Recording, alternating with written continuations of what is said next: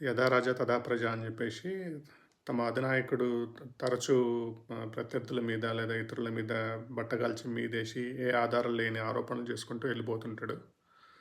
కొన్ని కొన్ని సందర్భాల్లో కోర్టు దగ్గరికి వెళ్ళి క్షమాపణలు చెప్పిన సందర్భాలు కూడా ఉన్నాయి. సో బహుశా కాంగ్రెస్ పార్టీ నాయకులు కూడా ఇదే ఆచరించి ఆ, తమ కార్యక్రమాలు చేసుకుంటూ పోతుంటారేమో. ఎందుకంటే ఇప్పుడు ఢిల్లీలో జరుగుతున్న ఏఏ సమ్మిట్లోకి కొంతమంది కాంగ్రెస్ పార్టీ చెందినటువంటి ప్రబుద్ధులు ఆ, ప్రవేశించి అర్ధనగ్న ప్రదర్శన చేసి నిరసన వ్యక్తం చేయడం జరిగింది. ఇంతకు వీళ్ళ సమస్య ఏంది? దేనికి ఈ అర్ధనగ్న ప్రదర్శన నిరసన అంటే భారత్ అమెరికాల మధ్యలో కుదిరిన వాణిజ్య ఒప్పందంలో మోడీ కాంప్రమైజ్ అయ్యాడని చెప్పేసి నిరసన అంట. అసలు అక్కడ జరుగుతున్న సమ్మిట్ ఏంది? దానికి సంబంధించిన విషయం ఏంది? వీళ్ళు చేసిన నిరసన ఏంది? సంబంధమే లేదు అసలు. అసలు ఎక్కడ పోయి నిరసన తెలపాలి, ఎక్కడ పోయి నిరసన తెలపకూడదు అని చెప్పేసి కనీసం ఇంగిత జ్ఞానం లేకుండా వీళ్ళు ఉన్నారు.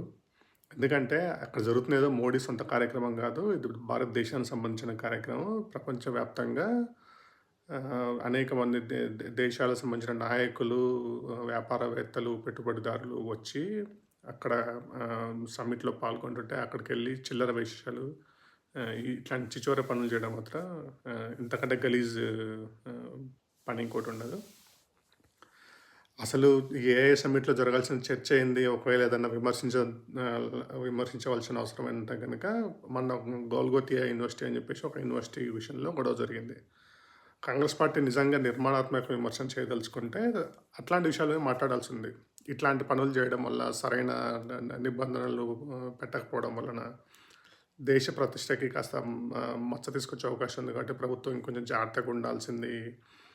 ఎవరు ఎటువంటి క్లెయిమ్స్ చేస్తుర్రు అన్న విషయంలో వీటి గురించి విమర్శ చేయకుండా దాన్ని పక్కదారి పట్టించేలాగా ఇప్పుడు అంతకంటే చిచోర పని చేసి వీళ్ళు కూర్చున్నారనమాట.